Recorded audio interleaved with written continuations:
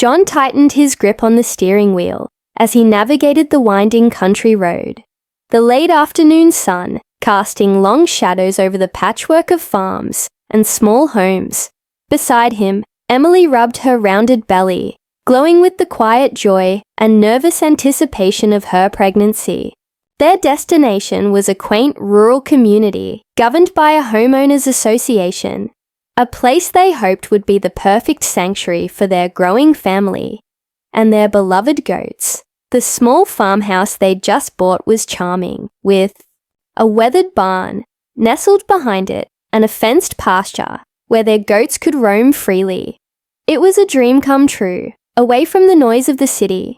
But even as John and Emily unloaded boxes, a flicker of unease settled in Emily's chest. Karen. John had heard her name whispered by neighbors before they moved in. Karen, the HOA's self-appointed enforcer, notorious for her rigid rules and sharp tongue. Some said she was just a stickler for order. Others said she enjoyed wielding her power like a weapon. Emily had dismissed the warnings as exaggerations until she saw Karen with her own eyes. That very first evening, while Emily checked on the goats, she caught sight of Karen standing across the street, arms crossed, her eyes cold and watchful. Karen didn't smile or greet them, just stared, like a storm gathering on the horizon. Emily's heart flooded with a mixture of defiance and fear. "Do you think she's watching us?" she whispered. John's jaw tightened. "Maybe, but we're not going to let her scare us. This is our home." Still, the feeling lingered. That night, as the couple lay in bed, the creaking of the old farmhouse seemed louder than usual. Emily found herself wide awake, staring at the ceiling, listening. Outside, a faint rustle came from the barn. She sat up and tiptoed to the window, pulling back the curtain just enough to peek. There, near the barn gate, stood a silhouette. Karen. She was alone, but her presence was unsettling. Why was she there? Watching their property under the cover of darkness. Emily's pulse quickened. John stirred beside her. "What is it?" "I think Karen's outside, by the barn." John frowned. "Maybe she's just taking a walk." Emily shook her head. "No, it feels different, like she's waiting for something." The next morning, tension hung thick in the air. Over breakfast, John and Emily shared their unease. But as the sun climbed higher, the neighborhood wore its usual calm mask. Children played in yards. Neighbors waved politely. No one else seemed to notice Karen's late-night visit. Days passed, but Karen's watchful gaze never wavered. She appeared at unexpected moments, gliding down the street in her crisp HOA uniform, clipboard in hand, ready to enforce rules that John and Emily hadn't even heard of yet. The goats, sensing the tension, grew restless. One afternoon, as Emily led them to the pasture, she caught Karen approaching again, her face set in a hard line. "You know the HOA doesn't allow livestock so close to the houses," Karen said sharply. "I'm filing a complaint." Emily's stomach twisted, but she kept her voice steady. "Our goats have been here since before we moved in. We're following all the guidelines." Karen's eyes narrowed. "You'll find the rules don't bend for anyone." Emily glanced toward the barn gate, where the goats had always found peace. Was this just the beginning of something bigger, something darker? That night, Emily dreamt of the barn gate, a place of safety turned battleground, and in the shadows, she heard the unmistakable sound of hooves running wild, like a storm rising. Outside, the wind picked up. Something was coming. The morning sun spilled golden light across the quiet street, but the calm was deceptive. John woke early, a restless tension tightening his chest.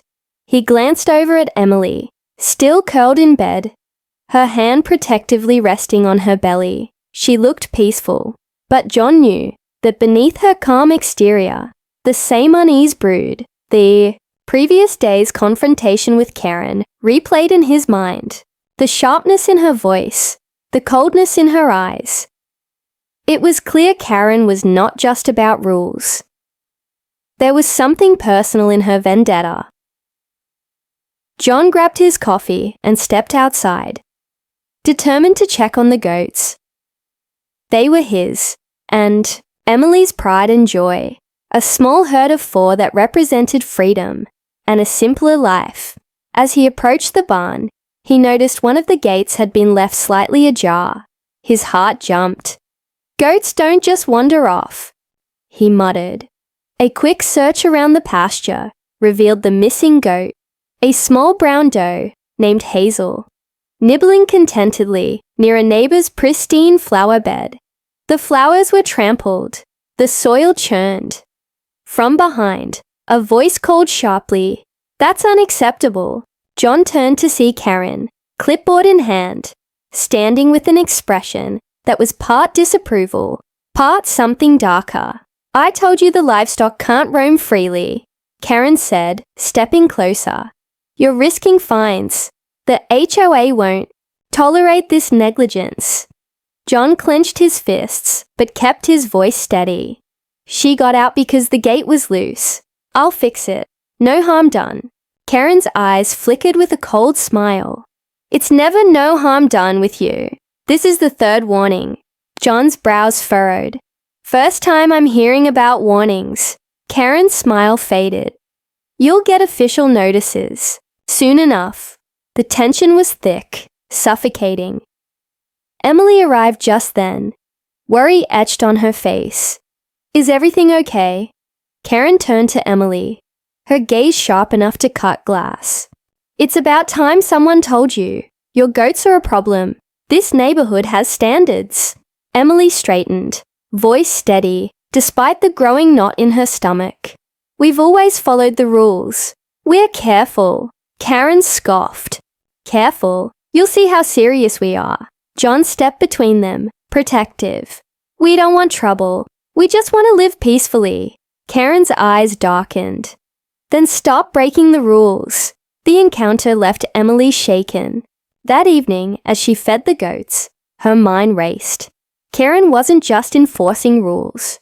She was waging a quiet war. The unspoken threat in her tone hinted at a deeper vendetta, one that made John uneasy.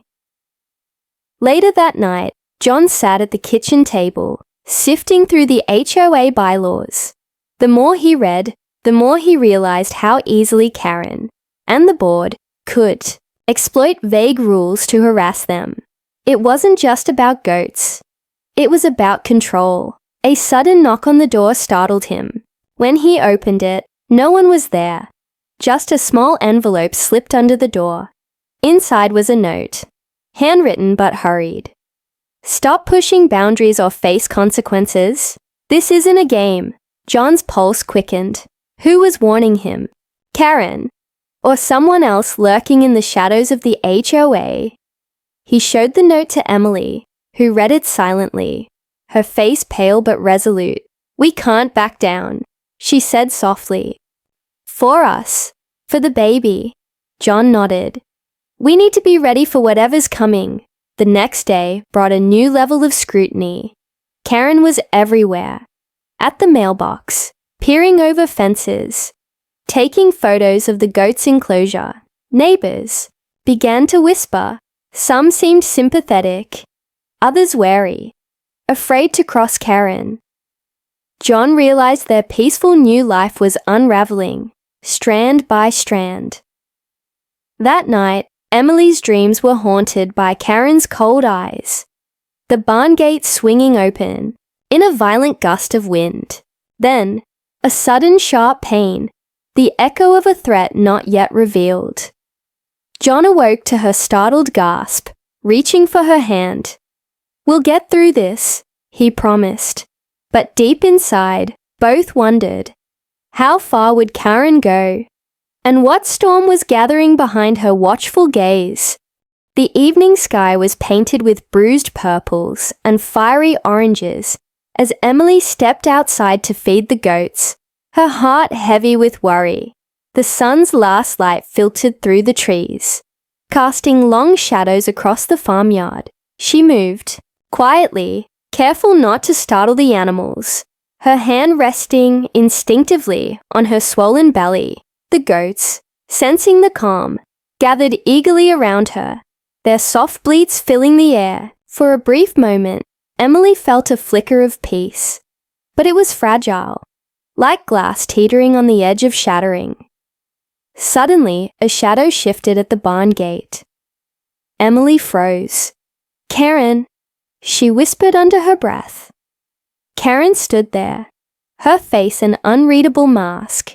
The usual sharpness in her eyes was replaced with something darker, something dangerous. "I told you to keep those animals away," Karen said, stepping forward. Emily's pulse quickened, but she stayed calm. "They're in their pasture, where they belong." Karen's lips curled into a sneer. "That's not what I see." Before Emily could react, Karen's foot swung out, striking Emily sharply at the barn gate. The blow caught Emily off guard. Pain flared across her leg, sending a jolt through her body and causing her to stumble backward. The goats startled, bleating loudly, scattering in every direction. Emily clutched her belly, her breath hitching. Shock and pain mingled in her chest. She looked up, eyes wide, barely able to believe what had just happened. Karen stood over her, triumphant and cold. John, who had been inside the house, heard the commotion and rushed outside. "What the hell, Emily?" he shouted, dropping everything and rushing to her side. Emily's eyes filled with tears, not just from pain, but from the betrayal. "Why?" she gasped. Karen's expression hardened. "You don't belong here. You think you can break the rules and get away with it. Think again." John's anger flared. "You assaulted a pregnant woman. This isn't just about rules anymore." Karen smirked, then turned and walked away, leaving Emily trembling on the ground. Neighbors who had gathered at the sound watched in stunned silence. Some whispered, others exchanged uneasy glances. Emily's breath came in shallow gasps as John helped her to the porch. "We need to report this," he said firmly, eyes blazing. Emily nodded, though fear gnawed at her. The last thing they wanted was more conflict. But this was different. This was violence. The following days were a whirlwind. The incident spread like wildfire through the community, dividing neighbors and shaking the HOA to its core. Karen denied everything, claiming Emily had tripped and fallen. The HOA board seemed reluctant to intervene, some members even defending Karen's commitment to the rules. John and Emily felt isolated. Their calls for justice met with stonewalling and silence. But something had shifted. The goats, usually calm and content, became restless, seemingly sensing the tension, their bleats sharper, their movements jittery. One evening, Emily sat by the barn, her hand on her belly, watching the goats. The pain from the kick lingered, but stronger than that was a burning resolve. "We won't be pushed out," she whispered. John stood beside her, placing a steady hand on her shoulder. "Karen's power is slipping. We just have to be smart." Yet, as darkness fell, a creeping fear took hold. Who else was watching? Who else was waiting for their moment? And as the barn gate creaked open in the wind, the real battle was only beginning. The morning after the incident, John sat in their modest living room, the weight of the previous night's events pressing down on him like a thick fog. Emily was resting upstairs, still shaken, but physically okay, yet the bruises on her leg were more than skin deep. They marked the beginning of a war neither of them had anticipated. John had spent hours drafting an official complaint to the HOA board, detailing Karen's assault. He expected swift action, perhaps a hearing, or at least a warning to Karen. Instead, what came next was a cold, Unsettling silence. Days turned into a week without so much as a reply. Determined to understand what was happening behind the polished veneer of their neighborhood, John decided to attend the next HOA board meeting. Emily urged caution, but stood firmly beside him. The meeting was held in the community center, a small building with peeling paint and tired fluorescent lights. The atmosphere inside was heavy, with an unspoken tension. Residents sat in clusters, some curious, others wary. John noticed Karen sitting near the front, her posture rigid, a self-satisfied smirk playing at the corners of her mouth. When John rose to speak, the room fell quiet. "I'm here to address the assault on my wife, Emily." At the barn gate, John said, voice steady but edged with anger. This was not just a violation of HOA rules. It was an act of violence, and we demand accountability. Karen's eyes flashed with irritation.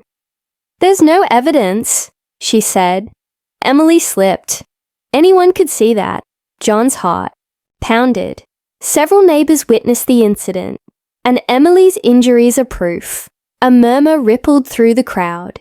Some faces showed sympathy, others avoidance. It was clear Karen had powerful allies. The HOA president, a stoic man named Mr. Grayson, finally spoke. "We take all complaints seriously," he said carefully. However, after review, the board sees no sufficient cause for disciplinary action against Karen. The room erupted in whispered protests. John felt a cold wave of despair crash over him. The system they hoped would protect them had turned its back. After the meeting, a few neighbors approached John quietly.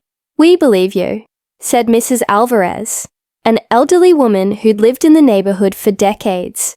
"Karen's always been difficult, but it's beyond." Another neighbor, Mr. Jacobs, warned in a low voice, "Be careful, she's got friends on the board. They won't stop." John thanked them, but felt the walls closing in. Back home, John began digging into HOA records, minutes from past meetings, emails, anything to uncover why the board was so protective of Karen. What he found disturbed him deeply. Karen had been on the board for years, known for her strict enforcement and a relentless desire for control. Rumors of personal grudges, intimidation tactics, and even financial improprieties floated just beneath the surface. The HOA wasn't just a neighborhood association. It was a tightly knit network, where loyalty and silence were currency. One evening, as John scanned through documents, a soft knock came at the door. Opening it, he found no one, only a folded note resting on the doorstep. "Stop digging. Leave well enough alone." His hands trembled as he read the warning. This was no longer about goats or HOA rules. This was about power, and those who wielded it without mercy. Emily looked at John with a mixture of fear and fierce determination. "We can't let them bully us," she said. "For the baby, for our future." John nodded. "We need allies, and we need a plan." That night, as the wind howled outside and the goats huddled in their barn, John and Emily knew they were not just fighting an individual, they were up against a system designed to silence dissent, and Karen was its fiercest enforcer. But beneath the surface, a quiet rebellion was stirring. The goats, restless and alert, seemed to sense the coming storm. And somewhere, in the shadows of the neighborhood, someone watched, waiting for the right moment to strike. The night was thick with silence, broken only by the occasional bleat of a restless goat. John sat at the kitchen table, a flickering candle, his only light, as he laid out their options on a worn notebook. The more he thought about it, the clearer it became. This wasn't a battle to be won with anger or confrontation. It was a chess game, and Karen was already several moves ahead. Emily sat nearby, her hand on her belly, eyes bright with determination despite the exhaustion. "We need to be smart, John," she said softly. "Karen wants to scare us, but she underestimates us. And our goats." John chuckled. "You really think the goats can help?" Emily smiled. "Not just help, they'll be the key." For days, the couple observed their goats' behavior, noting their curious nature, an uncanny ability to slip through the smallest gaps. If they could harness that mischievous spirit, perhaps they could expose Karen's hypocrisy without stooping to her level. But the plan required stealth. One evening, as John repaired a loose board on the barn gate, a shadow flickered at the edge of the yard. He froze, heart pounding. But it was just a stray cat, or so he hoped. Still, the feeling of being watched lingered. That week, the HOA meetings grew more hostile. Karen ramped up her inspections, filing petty complaints and pushing neighbors to side with her. Rumors swirled. Someone even suggested John and Emily might be evicting the goats, but they stood firm. Behind closed doors, John and Emily met with a few trusted neighbors, Mrs. Alvarez, Mr. Jacobs, and a quiet young couple who had seen Karen's harshness firsthand. "We can't fight Karen alone," Mrs. Alvarez whispered, glancing around nervously. "But if enough of us stand together, she can't ignore us." John nodded. "We're planning something unconventional, something that reminds everyone who's really in control." The young couple exchanged glances, intrigued but cautious. The days passed. Emily carefully began preparing for the moment.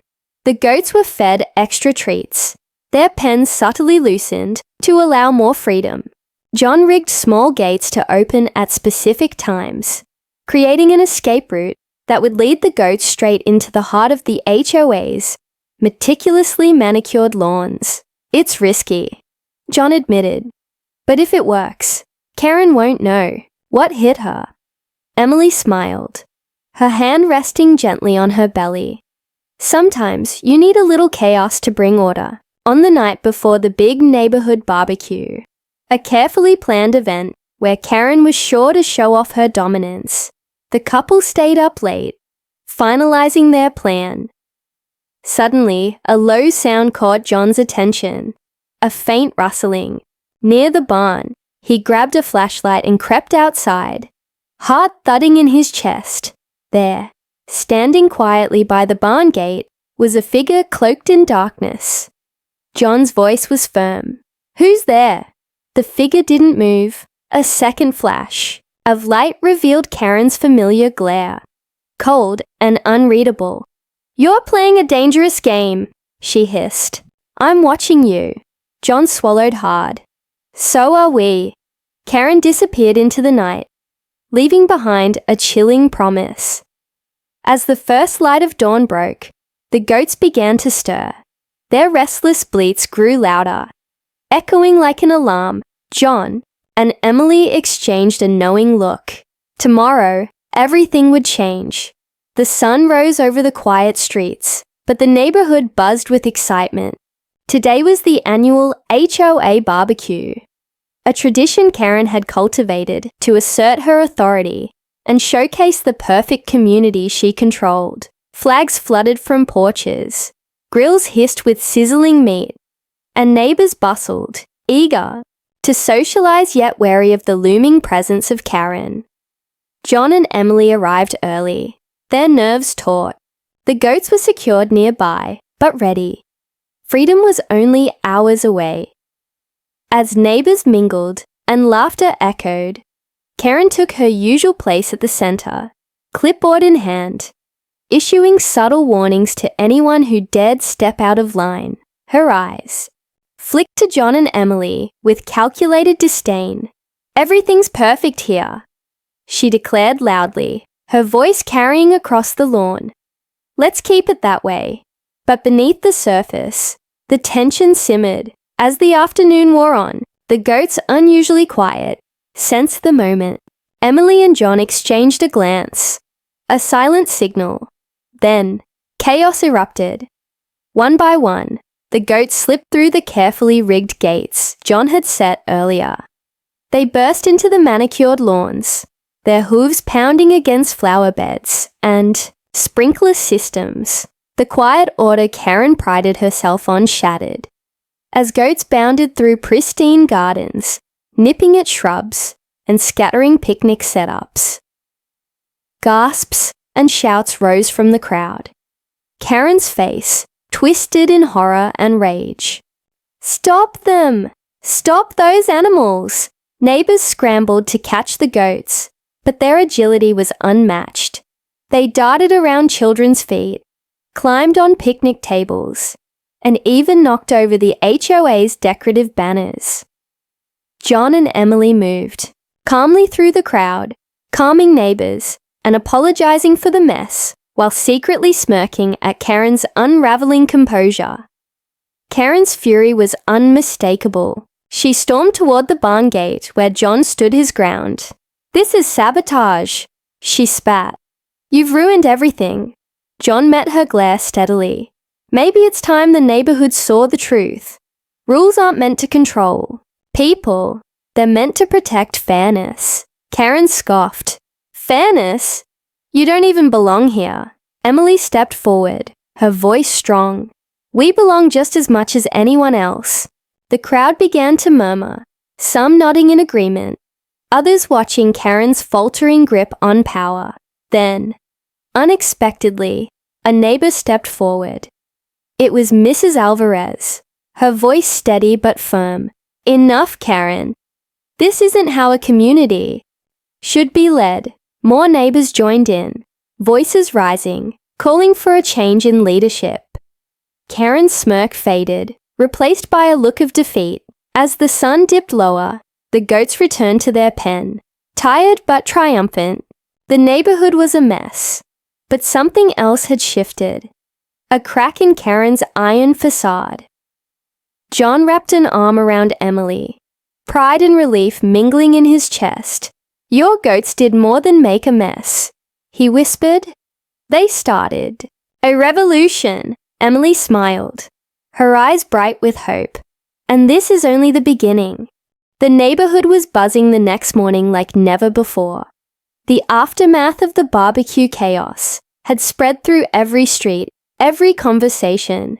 Lawn damage, broken decorations, and trampled flower beds were tangible reminders of the rebellion led by John, Emily, and their herd of rebellious goats. Yet, beneath the surface of disarray, a transformation was underway. The HOA board convened an emergency meeting, their usual smug composure replaced by unease. Karen was noticeably subdued, her cold glare now edged with worry. For the first time, her authority was openly questioned. John and Emily arrived, bracing for the confrontation, but feeling bolstered by the quiet support of many neighbors. As the meeting began, Karen attempted to regain control. "This disruption is unacceptable. We will take measures to ensure it never happens again," she said sharply. But the room's energy had shifted. Several neighbors, emboldened by the events, voiced their frustrations about Karen's bullying tactics and the opaque nature of the HOA's governance. Among them, to John's surprise, was Mr. Benson, a longtime board member who had remained silent throughout the ordeal. His voice was calm, but firm. "I think it's time we consider new leadership. The community deserves transparency and respect, not intimidation." The murmurs of agreement grew louder. John caught Emily's eye. Hope flickered there. Maybe the tide was turning. After the meeting, as the crowd dispersed, an unexpected figure approached John and Emily quietly. It was Ms. Harper, a neighbor known for her reclusive nature and deep knowledge of local history. "I've been watching," she said softly. "Karen's grip on this HOA isn't just about control. There's something darker. Financial irregularities, misuse of funds. I have documents you need to see." John's pulse quickened. Why come forward now? Ms. Harper glanced around nervously. Because I believe in this neighborhood. And because Karen's actions are escalating. Over the next few days, John and Emily pored over the documents Ms. Harper provided.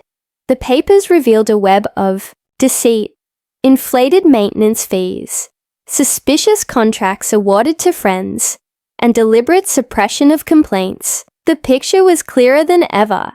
Karen had been using the HOA as her personal fiefdom. Armed with this evidence, John drafted a formal petition demanding an independent audit and a vote to remove Karen from her position. Emily worried about the fallout, especially with her pregnancy progressing. But John was resolute. We're fighting for our home, and for everyone's right to live without fear. As word spread, more neighbors signed the petition. The balance of power was shifting, yet Karen was not one to surrender quietly. Late one evening, John found a threatening note slipped under his door. Stop now, or you'll regret it. But the fear that once gripped him was now replaced by determination. Emily squeezed his hand. Whatever comes, we face it together. The stage was set for the final showdown. Karen's empire was cracking. But the question remained, would justice prevail, or would the shadows lurking behind the HOA's polished facade consume them all? The tension in the neighborhood was palpable as the day of the special HOA meeting approached. The petition to remove Karen from her position was circulating with unprecedented support, but the air was thick with uncertainty. Karen's threats hung over John and Emily like a dark cloud, yet their resolve was unshaken. On the morning of the meeting, John and Emily arrived early at the community center. The place buzzed with neighbors, some eager, some wary, others openly hostile. The once unquestioned reign of Karen was about to face its reckoning. The meeting began with the HOA president reluctantly acknowledging the petition and the need for transparency.